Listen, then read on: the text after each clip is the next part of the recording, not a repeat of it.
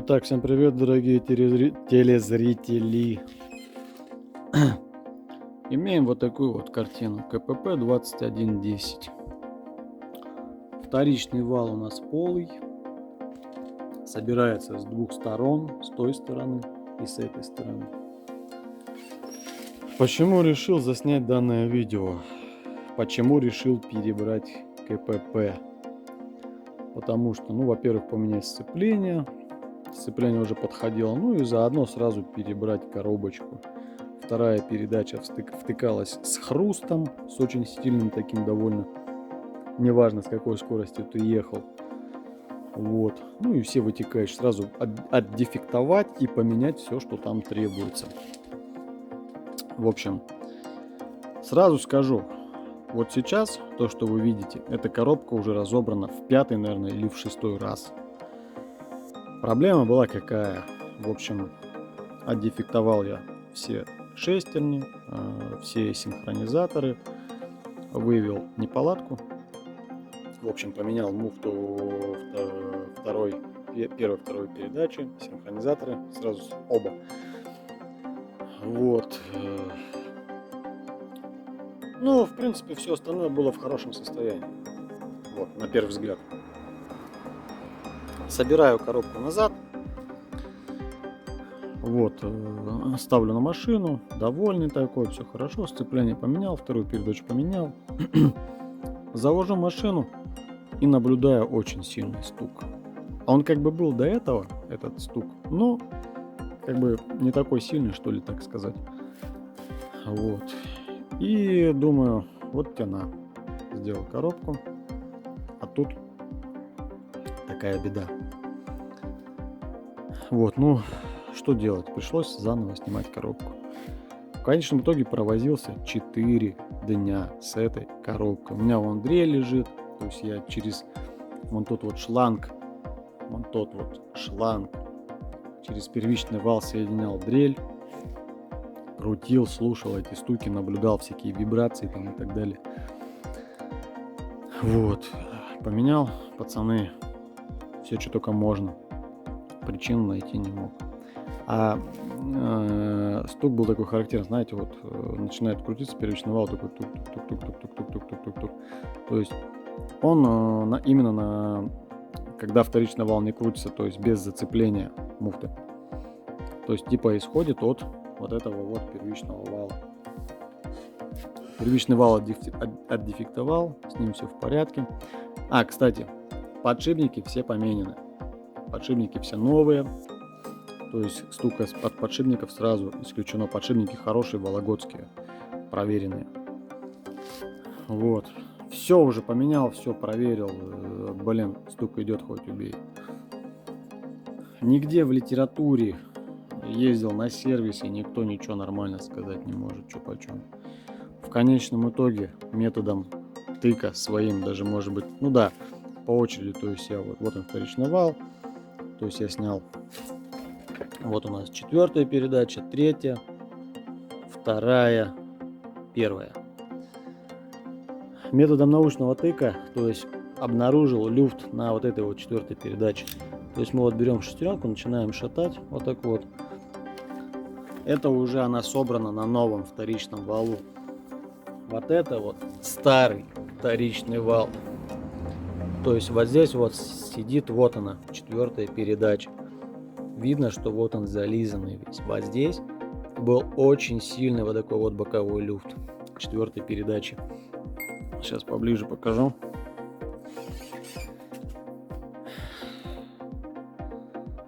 Итак, вот он. То есть они вот стертые. То есть вот здесь вот идет у нас такое гладкое зацепление. То есть муфты сидят, они крутятся свободно. Вот здесь вот у нас сидят сами шестеренки передач. Они в грубом зацеплении. Или как правильно сказать, не знаю. Вот. И вот обнаружил, что вот именно вот 4-я передача очень сильно болталась. Как раз она соединяется вот с вот этой вот шестеренкой первичного вала. И шум шел от нее. Вот, пацаны, видите, столько проблем, поменял всю коробку, а причины не было. именно такой стук характерный был. То есть, когда она зацепляется, она вот здесь вот, как бы вот так вот тык-тык-тык-тык-тык-тык, немножко как бы болтается. И издает такой характерный стук. Теперь я уже коробку половинку накидывал сюда, когда собирал. Ну, проверял, как она работает. Работает коробка тихо. Сейчас, когда я соберу, все валы поставлю, закручу, опять подсоединю к дрели и покажу, как она должна работать без масла. То есть масла в ней 0, и без масла шумов должно быть тоже 0. А то многие думают, что типа вот масла в ней нету, то есть она на сухую типа работает, соответственно, ну, есть шумы. Нет, она без масла должны, пацаны, работать тихо.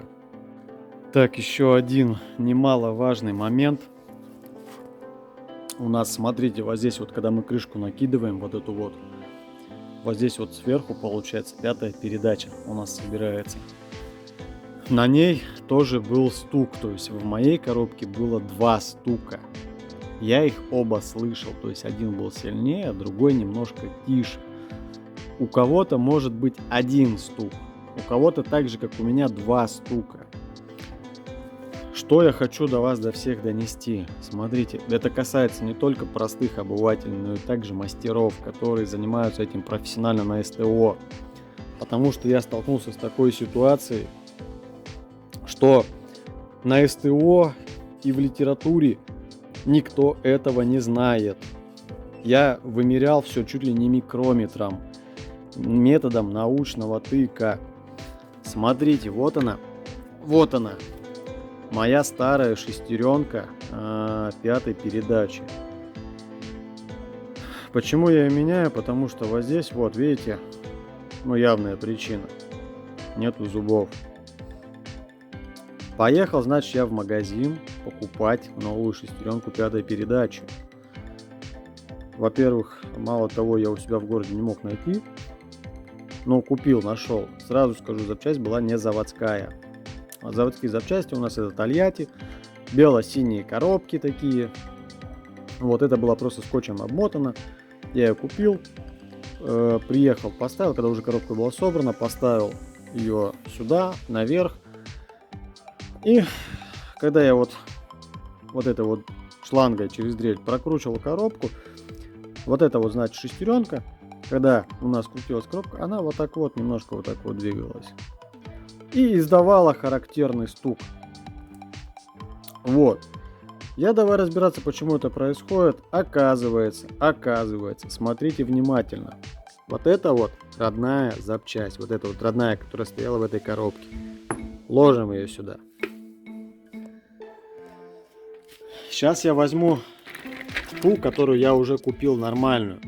Которую я до этого купил, ставил. Я ее сдал назад. У меня ее приняли без проблем. Вот она, новая. Синхрон снимаем. Вот, берем ее. Ставим рядом. Берем штангель-циркуль. Пацаны, верьте, не верьте, я ездил по магазинам вот с вот этим штангель-циркулем. И я мерил каждую запчасть. Потому что все запчасти, даже заводские, они все бракованные. Они все сразу идут с неправильным размером. Надо мной все продавцы угорали, но, блин, такая судьба. Смотрите. Меряем. У нас получается 35, 30 размер. Сейчас я объясню, для чего я меряю этот размер. Берем новую. Самое главное, вот здесь вот эта выемка. Сюда штангелем не попасть. Замеряем. Поглубже. 35, 45. Для чего это надо?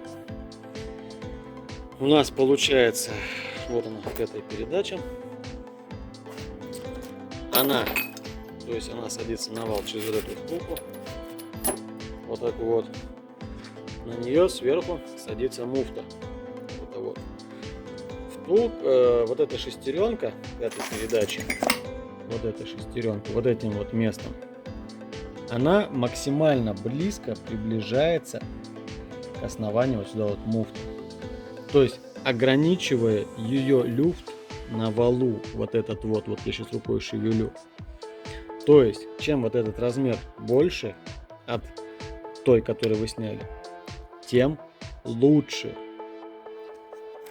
Итак, когда я ее поставил в конечном итоге, прижал муфтой, вот здесь вот так, экспериментально, когда я собрал коробку, этот стук ушел путем научного метода. Опять повторюсь, вот этим вот штангелем я ездил по магазинам, выбирал лучшую. Там, я не знаю, штук из 20. И видите, в чем прикол? Еще видео, наверное, затянется, будет долгое. Просто накипело, вот реально уже. Допустим, ты обычный пользователь десятки, гранты, там, приоры, еще какой-то там машины, я не знаю. Приезжаешь на СТО, причем на нормальное СТО, тебе снимают там. Вообще, кстати, не важно, что это с коробкой связано, может быть там вообще с двигателем, с подвеской, еще с чем-то. Вот, тебе снимают и говорят, купи там вот эту вот запчасть, там, или вот эту запчасть, там, или вот эту запчасть. Ты едешь в магазин, покупаешь эту запчасть, привозишь ее мастеру, он тебе устанавливает, собирает, все делает. Ты уезжаешь и чувствуешь, что это не помогло, что у тебя либо проблема осталась, либо что-то появилось новое. И ты думаешь такой, вот мастер козел, сделал плохо. А не всегда мастер виноват. Вот я говорю, я проехался у себя в городе, вот здесь вот, по 5 магазинам, я не нашел то, что мне надо. Я поехал в соседний город, объездил там половину магазинов, и только там я выбрал то, что мне надо. Блин, ну, такие запчасти нынче делаются, понимаете? Вот, а мы потом удивляемся, что у нас техника ездит плохо, недолго, как бы. Всего лишь вот такая вот красивая десяточка. А вот с коробкой, блин, приходится вот ездить вот этим штангель-циркулем и все самому мерить, вымерять, ё-моё. Нельзя купить запчасть, чтобы вот поставил, и она подошла. Вот, в общем, сейчас смотрите, я сейчас все собираю. Все вот это вот дело герметиком намазываю, ставлю крышку, собираю 5-ю передачу, герметиком мажу, крышку ставлю, подключаю дрель через вот этот шланг, нажимаю, снимаю видео, и мы наблюдаем тишину. Коробка будет без масла. Я специально наклоню ее вот этой дыркой, куда привод втыкается, покажу, что масла в ней нету и что будет тишина. Ждем. Так, смотрите еще, что я забыл упустил, забыл вам сказать. Просто уж решил снять видео, значит, думаю, все мелочи скажу. Блин, где маленькая отверточка, господи. Вот она. Когда ставите валы, первичный, вторичный, вот здесь вот видите, вот эта вот обойма, она как на первичном, так и на вторичном там есть. Она вытаскивается. Так, вот здесь вот видите, вот отверточка залазит. Сделайте небольшой зазор. Немножко вот эту обойму сбейте туда вниз. Это нам нужно будет, чтобы когда мы будем ставить верхнюю крышку, очки, так называемые, вот эти вот, чтобы у нас максимально исключить люфт валов, вот этот вот такой вот вертикальный, то есть мы очками прижмем вот эти вот подшипники, и люфта не будет, и соответственно шумов будет вообще 0 в коробке. С завода так не делают. С завода вот эту вот обойму ее просто тупо прямо вот сюда вот до конца забивают, до вот этой вот шестеренки, и вот здесь вот тоже до, ну там у нас с главной пары шестеренку, вот до нее забивают вплотную. Так делать не надо, это неправильно. Так, смотрите, чтобы у вас в будущем, когда вы собрали коробку, изо всех щелей не сочилось масло, обязательно сначала вот этот вот шов, вот где вот соединяется у нас, мы все тщательно сухой тряпкой вытираем. Ну, предварительно мы зачищаем. Вон, видите, у меня сколько вот этих всяких старых ошметок валяется. То есть мы убираем их. Потом тряпочкой сухой мы все это протираем от масла. Причем тщательно, чтобы она была сухая. Объясняю, как вот прям вот маленьким детям. Не только обычным людям, но и мастерам. Мастера, делайте так же само. Чтобы у вас потом ваши же клиенты не хаяли, не вспоминали плохим словом. Поверьте, если вы хорошо сделаете, вас будут добрым словом вспоминать много раз. А потом, когда вы вот так сделаете, пожалуйста, возьмите обезжириватель. И так же само на тряпочку. Так же само пройдитесь. И нанесите герметик. И у вас ничего никогда не потекет. Ну, герметик какой-нибудь желательно хороший. У меня вот Феликс, город Дзержинск, делает. В принципе, зарекомендовал себя. Герметик хороший. Вот. Ни разу ничего нигде не побежало, не потекло. Парни, снимаю одной рукой делаю, другой рукой снимаю. Уж извините, как получается, так и будет. Ложим тряпочку, шик, вот так вот побольше. Вот у нас пятно, и пошли натирать. Вот, опа-на, видите, как неудобно. Где остатки остаются, их удаляем, убираем.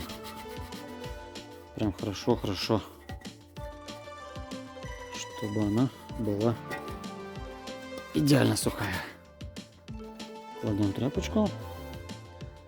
Еще раз. Вот так, побольше прям. Две сопрягаемые поверхности нужно идеально обезжирить. А потом наносить герметик. И только так у нас будет хороший результат. На улице жара нереальная. Уже все лето выше 30. Жара мучает. Ну ничего. Так вот видите, вот остался вот эта заусенка. Берем ее аккуратненько. Так вот отрываем. Вот, все, смотрите. Все протер, обезжирил. Герметик буду наносить такой тоненькой стручкой. Так вот здесь. Вот, не знаю, сейчас получится, не получится. Тут уже засох у нас.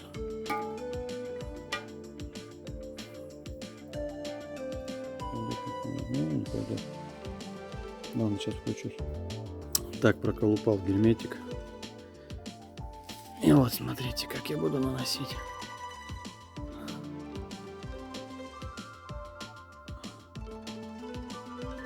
Вот так вот.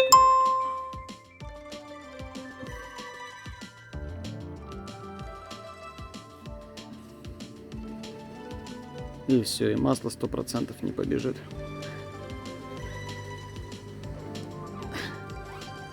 Ну и вот так вот по всему контуру. Еще я делаю потом вот так вот вокруг этих болтиков. Так, наступило время проверки. Так, вот она собрана. Все, я собрал. Пятая передача собрана. Все на месте. Единственное, пока вот сюда вот болтик не закрутил. Это я вот когда вот эти гайки буду затягивать, я просто вот ее включу, пятую передачу, чтобы затянуть можно было вот эти гайки. Ну, сейчас они так нажигуленные, прям хорошо, плотненько. Вот, то есть ничего здесь не болтается. Вот. Все. Здесь Получается вот такая конструкция, дрель, толстая самая сверху, которая в гараже, шланг, первичный вал, здесь хомуты, все соединено. Это мы делаем для проверки всяких всевозможных шумов. Немножко поднимаю и включаю, и слушаем.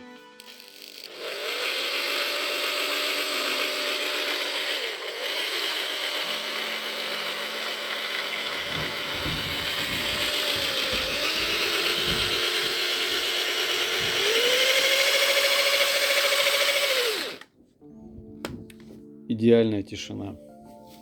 Немножко есть звук, но этот звук идет от зацепления вот этих шестерен. И все. Сейчас я крышку еще поставлю. Контрольный замер дрелью мы сделаем.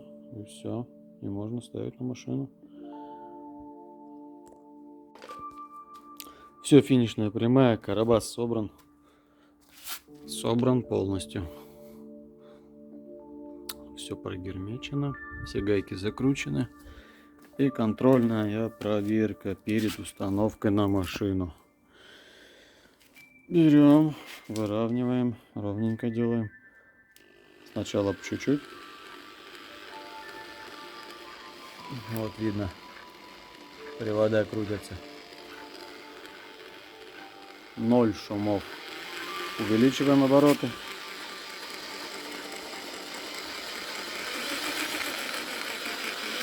Сама дрель шумит сейчас. Из-за того, что вот тут жесткая вибрация.